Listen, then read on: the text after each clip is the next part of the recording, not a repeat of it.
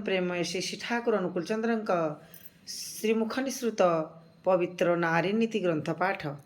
मोर कथा गुड़िक जो तुम केवल कथा और चिंतार खोराक मात्र हुए करवा आचरण भितर दे से गुड़िक जदि वास्तव में फुटे तोली न पार तेरे पाइबा जे तुम साच्छन्न रहा किंतु अति निश्चय तुमर मु सेवा संभोगरे स्वामी तुमर सेवा भक्ति और प्रेरणा तुमर स्वामी देवता को जेते ही उन्नति रे आरूढ़ कर तोलिब तुम निकटरे सेते ही बड़ होई देखादेवे आउ यहा नित्य नूतन करी नवीन भावरे तेणु तुमे मध्य एपरी भावरे ताहांको नवीन करी नित्य नूतन उपभोग माध्यम अज्ञात सागर रे किपरि भावे जे जगत निकटरे महीयसी गरियसी मंगल रूपिणी होई आराध्या होई ठिया हेब बुझी पारिबो नाही।